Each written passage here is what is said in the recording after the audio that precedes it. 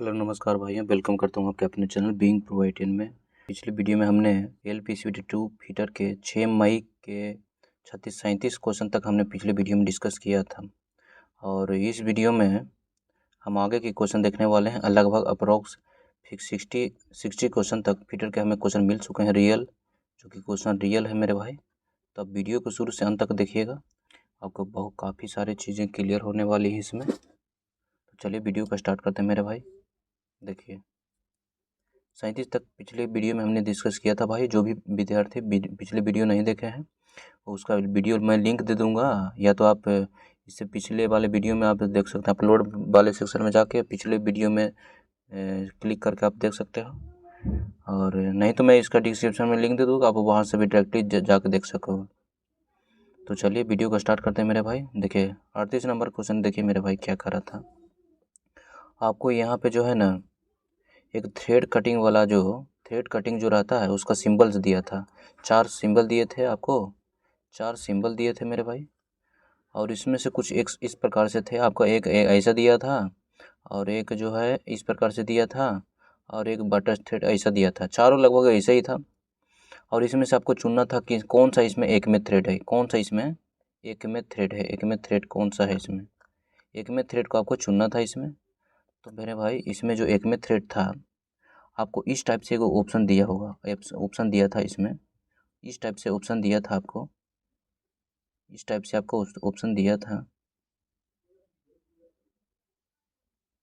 तो मेरे भाई यही ऑप्शन जो है करेक्ट आंसर होता। आपका ये एक में थ्रेड का क्वेश्चन है, एक में थ्रेड का ये आंसर है, एक में थ्रेड का ये फिगर है ना। चलिए नेक्स्ट क्वेश्चन चलते हैं। देखिए अब भाई मेरे इसमें एक CNC मशीन का थ्रेड कटिंग का एक ऑपरेशन दिया था। इसमें एक क्वेश्चन में दिया था आपका CNC मशीन का थ्रेड कटिंग का ऑप्शन दिया था। इसमें पूछ रहा था ना आपसे कि स्टार्ट कट जो है, स्टार्ट कट कौन सा है, स्टार्ट कट कौन सा है, और पुल ऑफ कट कौन है, पुल ऑफ कट कौन सा है, ऑफ कट कौन सा है, पुल ऑफ कट कौन सा है। यही दोनों चीज़ आपको देखना था। और सेम टू सेम मेरे भाई को ऐसा ही इंगित करा था। एक नंबर दिया था और 2 नंबर दिया था, ऐसे ही करके। अब पूछ रहा था कि एक नंबर वाला कौन है, स्टार्ट कट है। 4 ऑप्शन ऐसे दिया था कि एक नंबर वाला कौन सा में है, स्टार्ट है, कट है, दूसरा पुल कट है, ऐसे दिया था 4 ऑप्शन आपको। तो मेरे भाई ये जो देख रहे हैं, पहला ऑप्शन थ्रेड के जो नज़दीक है, थ्रेड के जो नज़दीक है आपका, यहाँ पे मैं इसको मिटा देता हूँ। यहाँ पे जो आप देख रहे हैं थ्रेड 1 वाला, यहाँ पे आप जो देख रहे हैं ये वाला फिगर, तो ये मेरे भाई यही है स्टार्ट कट, यही है आपका स्टार्ट कट, यही है आपका स्टार्ट कट। ऐसा फिगर उसमें भी दिया था। और ये जो आप देख रहे हैं लास्ट वाला, जो थ्रेड कटिंग होने के बाद जो लास्ट ऊपर का में जो फिगर था, इसको मेरे भाई कहते हैं आपका pull cut, pull of cut कहते हैं इसको मेरे भाई, pull of cut, pull of cut कहते हैं इसको। ये सारी चीज़ें थी, और इसको आप मिला लीजिए एक बार, इसको आप मिला लीजिएगा एक बार, है ना। और जो भी आपका क्वेश्चन आंसर बन रहा है, जो भी आपका नंबर काट के छट के बन रहा है, तो आप कमेंट कर दीजिएगा उसका। और कोई भी सजेशन हो आपका तो बिल्कुल कमेंट कीजिए बेझिझक, मैं आगे उसको करने की कोशिश करूँगा, है ना। चलिए नेक्स्ट देखते हैं। देखिए क्वेश्चन था एक मेरे भाई, टेपर टर्निंग करते समय यदि आपको बड़े व्यास, छोटे व्यास और टेपर की लंबाई ज्ञात करनी है, तो टेपर कोण अल्फा ज्ञात करने के लिए निम्नलिखित में से किस त्रिकोणमितीय फलक का उपयोग किया जाता है। ऐसा क्वेश्चन दिया था आपको, एक फार्मूला टाइप का क्वेश्चन पूछ रहा था। इसमें फार्मूला टाइप का क्वेश्चन पूछ रहा था, फार्मूला टाइप का क्वेश्चन पूछ रहा था मेरे भाई इसके। और ये सारी चीज़ें ऑप्शन दिए था, या तो tan थीटा, मतलब लगभग क्वेश्चन यही था, सिमिलर ही था। तो मेरे भाई यहाँ पे जो है ना टेपर का फार्मूला होता है tan, याद रखिएगा, tan 5/2 बराबर d-d/12, d-d/12, ये आपका फार्मूला होता है, ये आपका फार्मूला होता है। तो ये जो भी है आपका एक करेक्ट आंसर होता है, ठीक है ना। अब देखिए एक कार्यस्थल पर विचार करें जहां उपकरण और सामग्री बेहतरीन ढंग से फैली हुई है और 5S सिस्टम को लागू करने से स्थिति से मुख्य रूप से क्या सुधार होता है। मेरे भाई 5S सिस्टम से लगभग 3-4 क्वेश्चन दिए हुए थे, जो शिफ्ट में क्वेश्चन आए थे। 5S सिस्टम ये लगभग आपका जो है, ये 5S सिस्टम में जो कहाँ पे पढ़ना है, तो ये पढ़ना है आपको occupation safety and health, OCH में आपको ये पढ़ना है चीज़ें 5S सिस्टम के बारे में। तो इससे लगभग 4 से 5 क्वेश्चन हमको देखने के मिला है। और एक कार्यस्थल जो देखिए क्वेश्चन क्या कर रहा था, एक कार्यस्थल पर विचार करें जहां उपकरण और सामग्री बेहतरीन ढंग से फैली हुई है। 5 सिस्टम को लागू करने से इस स्थिति में मुख्य रूप से क्या सुधार होगा? तो कर्मचारियों के बीच बेहतर सामाजिक संबंध, उत्पादन की गति में तत्काल वृद्धि, कचरे की कमी और कार्यकुशलता में वृद्धि, मशीनरी के लाभ रखाव में लागत में कमी।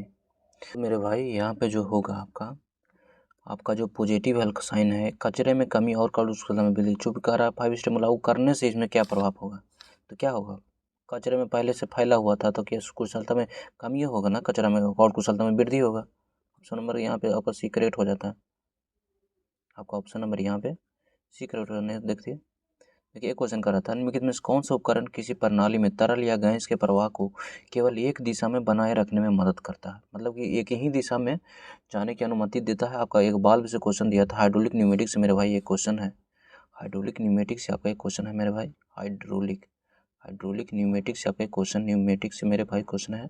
अब देखिए क्वेश्चन, अब इसमें कौन सा उपकरण किसी प्रणाली के तरल या गैस के प्रभाव को केवल एक दिशा में बनाए रखने में मदद करता है, तो मेरे भाई ये इसको कहते हैं आपका चेक वाल्व। देखिए खेत उत पटाते हैं तो चेक वाल्व कहते हैं, ये लगा रहता है आपको, डिलीवरी वाला पाइप वाला रहता है, ओकरा में घुसावल रहता है, सॉरी डिलीवरी वाला नहीं, बोरिंग में जो घुसाते हैं, बोरिंग में जो पाइप घुसाता है ब्लू कलर वाला, हरियर कलर वाला रहता है, चिट्टे चिट्टे टाइप के, उसी में जो देखिए वो बॉल लगल जैसे लगता है, उसको टप टप करता है, तो उसी को कहते हैं मेरे भाई आपका चेक वाल्व।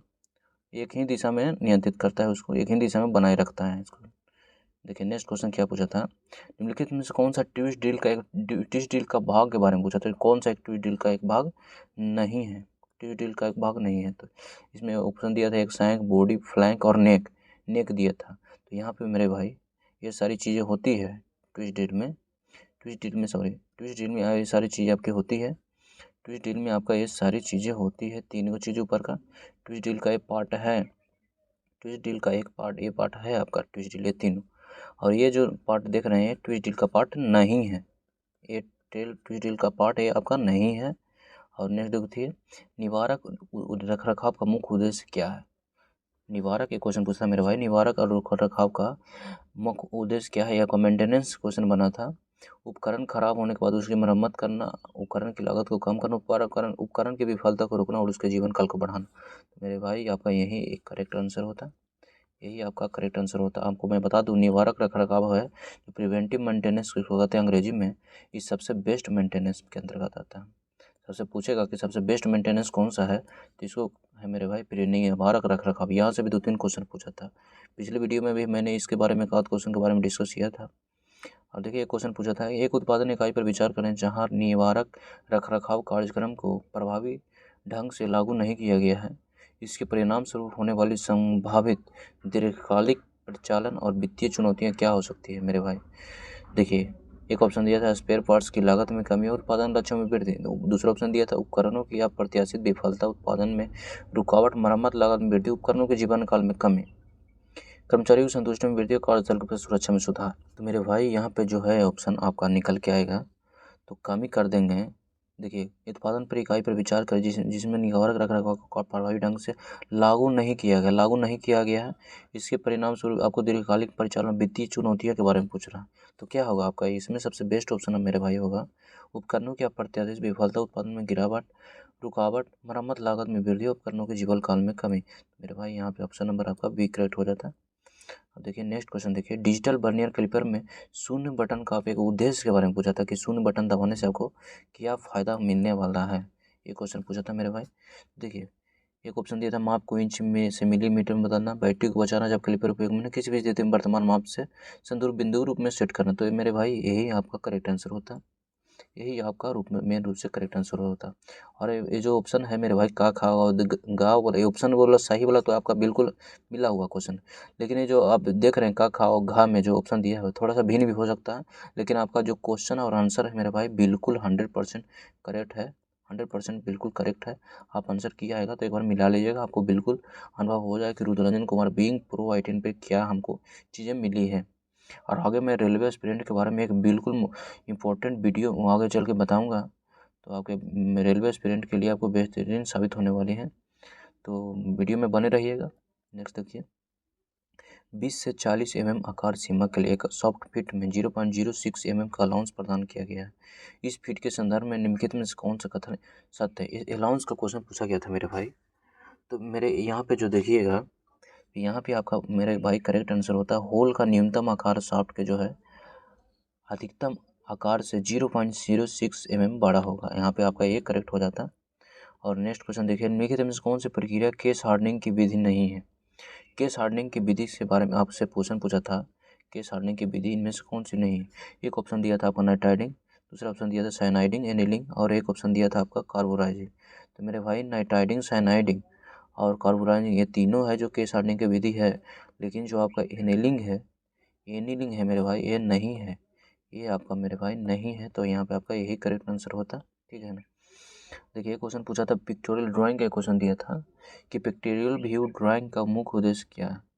तो मेरे भाई पिक्टोरियल व्यू ड्राइंग का उद्देश्य है कि किसी वस्तु को त्रिआयामी रूप में इस प्रकार प्रस्तुत करना कि उसे आसानी से समझा जा सके। यही आपका ऑप्शन निकल के आता है, इसमें करेक्ट आंसर होता है ना। तो ऑप्शन नंबर आपका यहाँ पे सी होता। इस टाइप का ऑप्शन दिए होते इसमें। पावर प्लांट में क्वेश्चन पूछा था कि पावर प्लांट में हाइड्रोजन H2 और हाइड्रोजन ऑक्सीजन को नियंत्रित क्रिया द्वारा निम्नलिखित में से क्या उत्पन्न किया जाता है जिसका उपयोग सीधे बिजली उत्पादन के लिए किया जा सकता है? तो मेरे भाई इसमें जो है ना आपका निकल का आपसा था उसी टाइप से ऑप्शन दिया था आपका, थोड़ा सा जल और ऊष्मा इस टाइप से आपको ऑप्शन दिया था, यही आपका करेक्ट आंसर होता है। प्राकृतिक रबड़ के बलनीकरण, एक क्वेश्चन दिया था मेरे भाई, प्राकृतिक रबड़ के बलनीकरण में सल्फर मिलाने का उद्देश्य क्या है? तो मेरे भाई यहाँ पे जो है ये तो लगभग अधिकतर लोग मार ही दिए होंगे, काहे कि एक हम लोग का साइंस में भी पढ़ने का है ये चीज़ें, तो ये आराम से कॉन्सेप्ट दिया था आपको, आराम से बना देते हैं। तो यहाँ पे आपका जो करेक्ट आंसर होता है रबड़ की प्रत्यास्थता और तन्य शक्ति की और कठोरता को बढ़ाना, ये सारी चीज़ें थी। आपका ऑप्शन नंबर यहाँ पे आपको ऑप्शन नंबर बी करेक्ट होता। नेक्स्ट देखिए, पारंपरिक 4 जबड़े वाले चक की तुलना में एक 3 जबड़े वाले चक का मुख्य लाभ क्या है? तो मेरे भाई इसको जो है ना वर्कपीस को हटाने और जो लगाने में सुविधाजनक होता है। कोई भी वर्कपीस आप कस रहे हैं उसमें आप पहले लेथ मशीन जो चलाएंगे उनको पास अनुभव होगा कि लेथ मशीन पर जब काम करते हैं मेरे भाई, कोई भी आपका ये सिलेंड्रिकल या राउंड वाला कोई भी टुकड़ा होता है उसको पहले आपको जो चक रहता है चक उसमें आपको फिक्स पहले करना पड़ता है, तब जाके उस पर काम कर सकते हो। तो जो 4 जगह वाला चक रहता है उसमें 4 जबड़े होते हैं, आपको वो जो उसके अनुसार उसमें घुसा के जो है टाइट करना रहता है। टाइट करने के बाद जो भी क्रियाकलाप करना है, आपको टर्निंग करना है, ग्रूविंग करना है, वो सारी चीज़ें हैं तो उसके अनुसार करते हैं। लेकिन जब जो 4 जबड़े वाला चक रहता है उसमें टाइट करने में जो नया नौसिखिया नया लड़का रहता है, नया कोई लड़का काम करता है तो उसको वहाँ पे दिक्कत का सामना करना पड़ सकता है। और 3 जबड़ा वाला चक्र रहेगा तो उसमें आराम से कोई भी आदमी रहे एक ही को घुमा के कस देगा तो आराम से ऑटोमेटिक 3 ऑटोमेटिक सेंटर हो जाएगा। तो ये सारी चीज़ें थी। नेक्स्ट देखिए क्वेश्चन क्या पूछा था, प्लानर गेज का मुख्य उपयोग, प्लानर गेज से क्वेश्चन पूछा था मेरे भाई, प्लानर गेज का मुख्य उद्देश्य निम्नलिखित में से क्या मापने के लिए किया जाता है? तो यहाँ पे देखिए सतह की खुरदरापन, कोणीय विचलन, सपाट सतह की समतलता और बेलनाकार वस्तुओं का व्यास। तो मेरे भाई यहाँ पे जो है प्लानर के देखिए में प्लानर गेज लग रहा था, क्या मापेगा? सपाट सतह की समतलता, है ना। नेक्स्ट देखिए, प्लानर गेज में आमतौर पर निम्नलिखित में कौन सा मुख्य भाग शामिल नहीं है? देखिए दिया था धार, मापने वाला जबड़ा, स्पिंडल, फाइन रजिस्टिंग। तो यहाँ पे आपका स्पिंडल जो है इसमें नहीं रहता है, बाकी सारी चीज़ें आपकी रहती है, तो यहाँ पे करेक्ट होता है। नेक्स्ट देखिए, अनभिन्स के अनुभवजन सूत्र के अनुसार यदि जोड़ी जाने वाली प्लेट की मोटाई आपका 8 mm से अधिक है तो रिबिट का व्यास ज्ञात करने का सूत्र निम्नलिखित में से कौन सा होगा? ये आपका रिबिट से क्वेश्चन दिया था मेरे भाई, यहाँ से इस टाइप का सिमिलर क्वेश्चन दिया, थोड़ा सा भिन्न भी हो सकता है, एक बार जो भी है आप मिला लीजिए। आप ऑप्शन नंबर यहाँ पे जो है बी करेक्ट होता है एक क्वेश्चन के अनुसार, है ना। नेक्स्ट क्वेश्चन देखिए, निम्नलिखित में कौन सी धातु सबसे अधिक आघात बढ़ने देते? एक क्वेश्चन बिल्कुल डिट्टो दिया था मेरे भाई, आपका यहाँ पे जो है सोना सबसे आघात बढ़ना धातु है, आपका ये करेक्ट हो जाता है। नेक्स्ट देखिए, निम्नलिखित में कौन सी केस हार्डनिंग विधि नहीं है? केस हार्डनिंग विधि के बारे में पूछा था मेरे भाई, कौन सी केस हार्डनिंग विधि नहीं है? तो देखिए, नाइट्राइटिंग, साइनाइडिंग, टेम्परिंग, कार्बोराइजिंग। देखिए मेरे भाई ये जो चीज़ें हैं आपका यहाँ पे नाइट्राइटिंग, साइनाइडिंग भी है और आपका कार्बोराइजिंग भी है, तीनों है। लेकिन ये जो आपका टेम्परिंग है, टेम्परिंग जो है मेरे भाई ये हार्डनिंग विधि नहीं है, ये हार्डनिंग विधि नहीं है। मेटल की रेगुलेट करता है, जो कटिंग क्षमता है उसको रेगुलेट करता है, और ये चीज़ें यहाँ पे भिन्न है। तो आपका यहाँ पे जो टेम्परिंग है, टेम्परिंग वाला मेरे भाई आपका करेक्ट आंसर होता है। बाकी जो है केस हार्डनिंग विधि है, नाइट्राइटिंग, साइनाइडिंग हो गया, कार्बोराइजिंग हो गया, तो ये सारी चीज़ें हैं। और नेक्स्ट देखिए क्वेश्चन क्वेश्चन पूछा था, स्टील की कठोरता का आकलन करने के निम्नलिखित में से कौन सी विधि सबसे अधिक व्यापक रूप से उपयोग की जाती है, खासकर उत्पादन वातावरण में इसकी गति और सादगी के कारण। तो मेरे भाई यहाँ पे जो ऑप्शन है आपका क्रॉकवेल कठोरता परीक्षण, इसका उपयोग करते हैं, है ना। तो आपका यहाँ पे ऑप्शन नंबर सी करेक्ट होता है। और देखिए, एक फीटर को एक मशीन घटक के लिए सामग्री का चयन करना है जिसे भारी भार का सामना करना पड़ेगा और घिसाव के प्रतिरोधी होने की आवश्यकता है। विभिन्न सामग्रियों के BHN मानों की तुलना करते समय फीटर को किस प्रकार के सामग्री को प्राथमिकता देनी चाहिए। चूँकि मैं बता दूं मेरे भाई, BHN जो होता है फाइनल हार्डनेस, ये आपका होता है।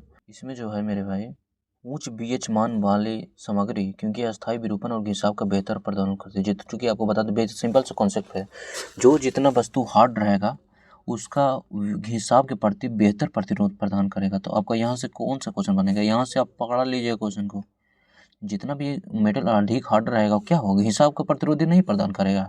तो आपको यहीं से बन जाता है, बाहर जा कुछ भटकने का ज़रूरत ही नहीं था। देखिए, कॉन्सेप्चुअल जो क्वेश्चन रहता है ना मेरे भाई, आप बढ़िया से पढ़ के जाइएगा तो बिल्कुल शांति दिमाग से बन जाएगा। जो पढ़ा होगा, जो नहीं पढ़ा होगा तो उसके लिए तो बहुत भैंस के आगे बीन बजाए माइटल भैंस पकड़ाए वाला काम होगा। तो यही सारी चीज़ें थी, है ना। और देखिए, हम आगे आपका प्लानिंग एक मेरा टारगेट है मेरे भाई फ्यूचर रेलवे एस्पिरेंट के लिए। चूँकि मैं बता दूं मेरे भाई, 2 मई के आधार पर मैंने 2 वीडियो बनाया था।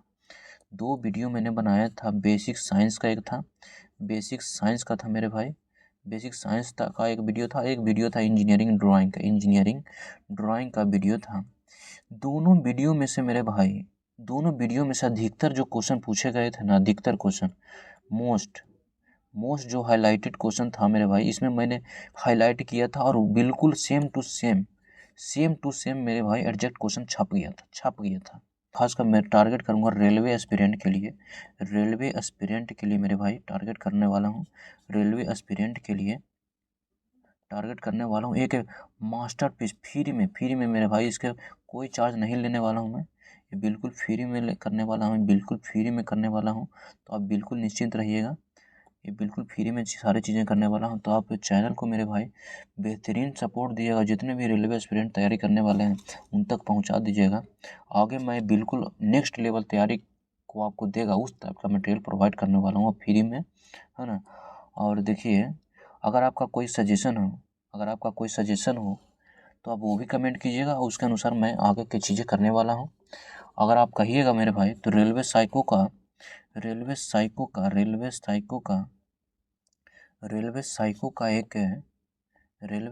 का एक कंप्लीट 100% संपूर्ण जानकारी की वीडियो ला दूंगा, जिसमें आपका सारा कुछ जो साइको से संबंधित सवाल जेहन में रहते हैं, आपके दिमाग में चलते रहता है, वो सारी चीज़ें आपको क्लियर हो जाएंगी, आपको कहीं भटकने की ज़रूरत नहीं पड़ेगा। अब एक ही वीडियो में जो है सारा कुछ कवर होगा। और आपकी कोई राय हो, कमेंट हो तो भी बताइएगा।